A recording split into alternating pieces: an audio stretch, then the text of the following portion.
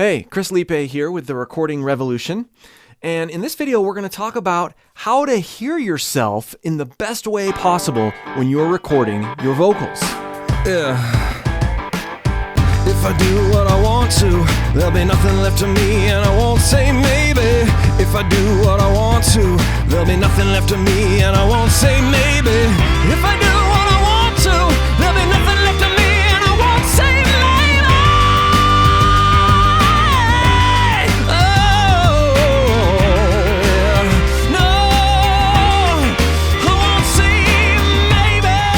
Choosing the right set of headphones for the job is key, but there are a lot of other overlooked aspects of being able to hear yourself so that you're comfortable, so that you can give a great vocal performance. And if you'd like to go deeper with crafting the sound of your voice in the studio, click the link below and download my free PDF, Perfect Vocal Chain, and I'll help you dial in your gear and your mindset for the very best vocal performance possible. Let's first talk about headphones. There are so many headphones on the market, so many options, and it's really easy to sort of just go through the list and then get tired and go, okay, I'll just choose those. Those have good reviews. A lot of times we don't realize what those headphones are best at. The headphones that sound the best and that are really nice for listening to music are not ever, in my opinion, the best ones for recording vocals. These are completely open and they don't sound all that good. And the reason that people like these is that they don't block out any sound. You can put them in and you sound virtually the same in your room, in the space, as you do without them in. These things are awful, though, for bleeding into your recording. They're awful for accuracy. You can't push them very hard. As soon as you get to a volume, I think, where you feel enveloped in the sound, they start to degrade in sound quality. These are great for recording loud acoustic instruments where they would ordinarily hurt your ears, like drums or, really loud percussion.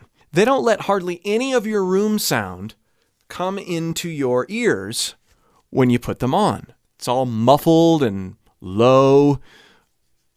And it's stifling, almost claustrophobic. Now you might say, well, but yeah, you're gonna put a nice sound back in, and those are great because you won't get any click bleed or you won't get any headphone bleed at all because they're so isolating. That's why a lot of people like these, or they like headphones that aren't quite as isolating as these, as the drum ones. But there's a lot on the market that really make you feel like, you're the only person around and you're in this very tightly confined space. It's been my experience over the years of using dozens of different types of headphones in the studio in different vocal recording scenarios that if you want to have problems with pitch intermittently in your recording sessions, get rid of the ambient room sound. Get rid of the natural room sound from your tracking environment. It just doesn't work. Yeah, it creates a nice isolated sound for your voice so that you don't have click bleed or you don't have instrument bleed. It's not worth it. The most important consideration for your studio headphones when recording vocals is that you can hear yourself in the room in addition to what's coming through the headphones.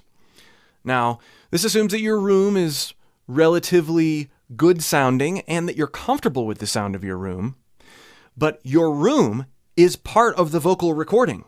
So your room should be a part of your vocal recording experience. Absolutely. These are the K240 Studios by AKG, and they are a semi-open design. What that means is they strike a balance between the two types of in-ear or headphones that we looked at.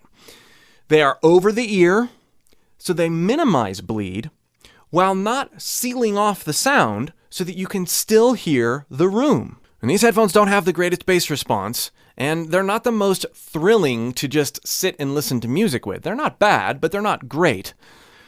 But they allow you to hear the combination of your vocal chain and your voice existing in the room in what I believe is the perfect balance.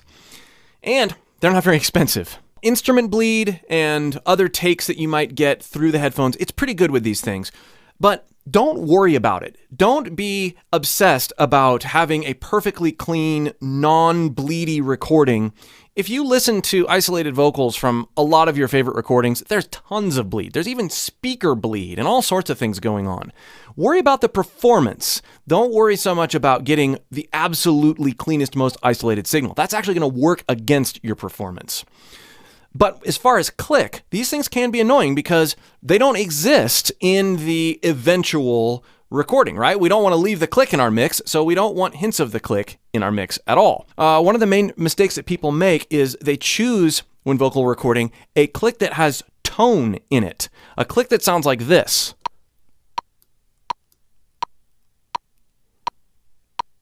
Or some variant of that.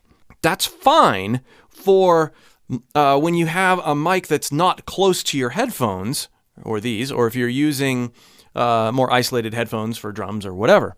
But when we're recording vocals and we realize that the mic is close to the headphones, it's as close as it's ever going to be, unless you're doing some funky acoustic guitar miking, I recommend choosing an MPC variant of the click. And I have a preset saved here. An MPC, if you listen to it carefully, and some DAWs have this by default, there's no tone there. And so, because most music is percussive and it's on beat, you're not going to hear this come through in the headphone bleed. And then the other trick is just make sure that you automate the click out on the downbeat, the last downbeat of the song, so that you don't have that going on the trails. But choose a non-tone based click. That is going to help you tremendously not have to worry about the headphone bleed as far as the click is concerned. Now let's talk a little bit about some of the things that people miss and attribute to their headphones that are not attributed to their headphones.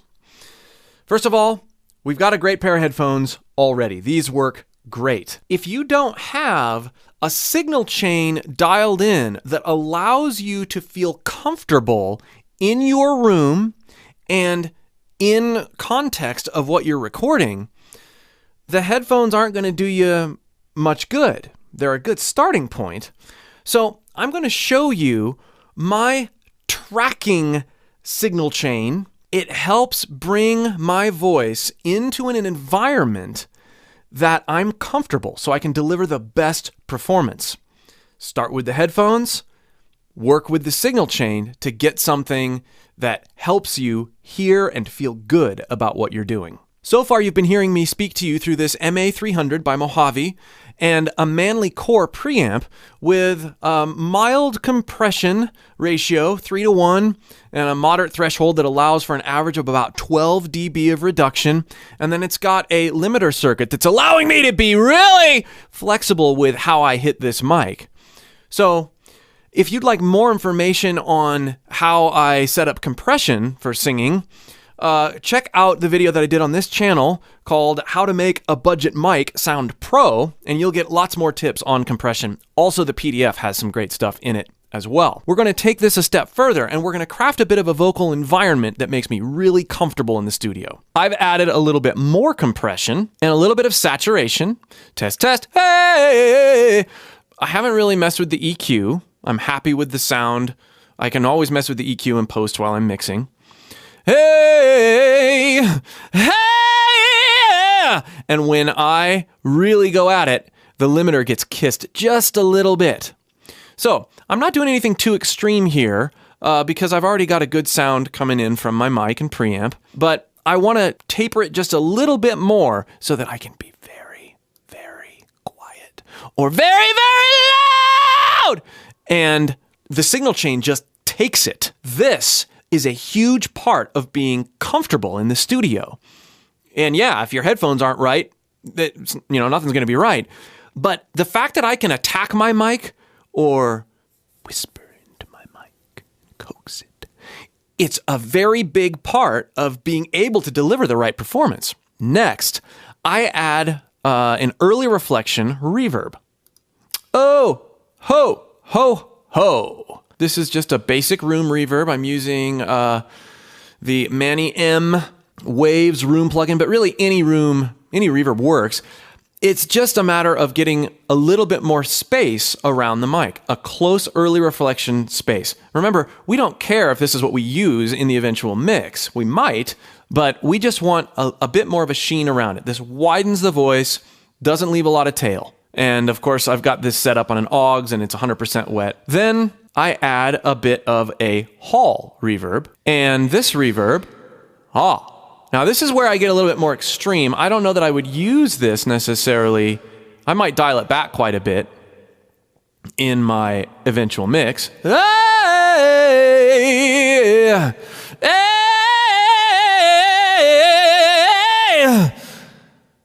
Really, really a nice extreme space. But again, I like the way that feels. Finally, I put in a delay. We'll start with, I'm EQing the delay so that I get rid of the sibilant. You don't hear much of that sibilance there, and you don't hear any of the low end. But what this does is, especially when I hold out a note, when I'm holding out a note,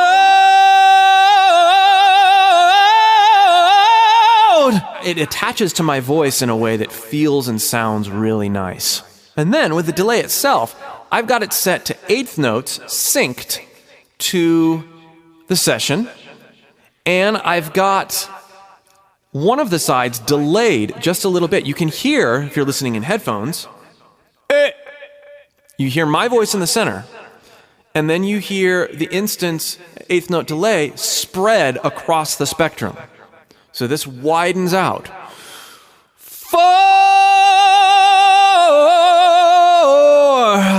For a great sound.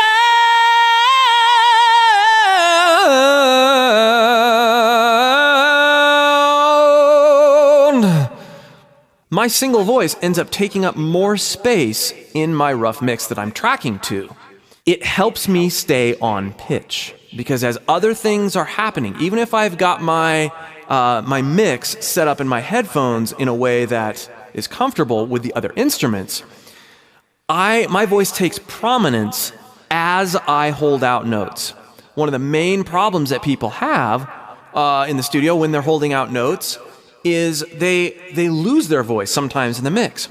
When they're talking super percussively or singing super percussively in short phrases, sometimes those things stand out better. But as soon as they start holding notes out, there can be problems.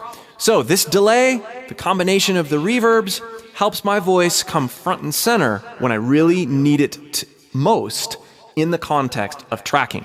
So here's the last part that helps me really get comfortable in the studio.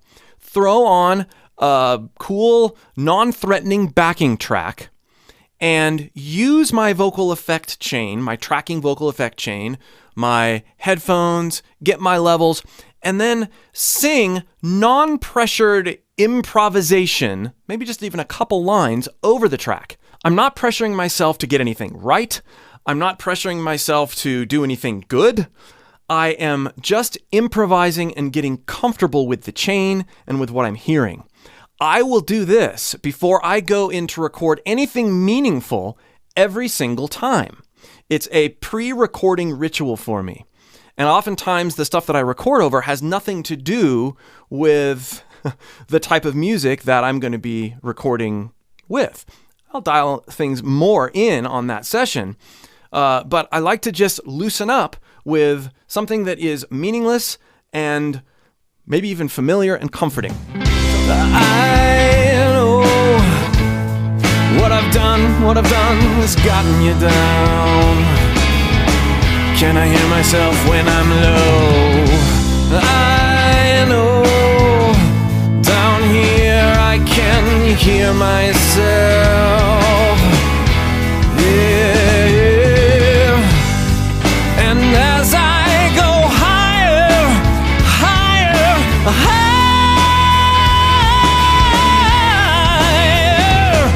I can hear myself in the room, and it feels so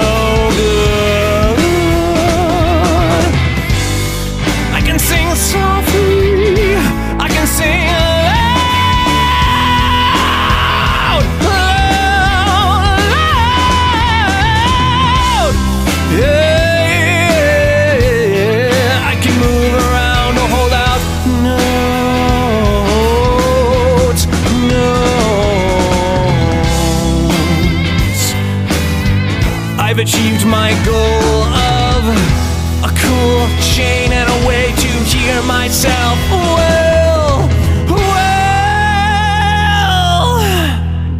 Now, you notice when you were hearing me track, you didn't hear the effects a ton. I mean, it sounds wet when they're soloed and I'm talking, but it kind of melts into the context, which is cool. And that's really what they should do.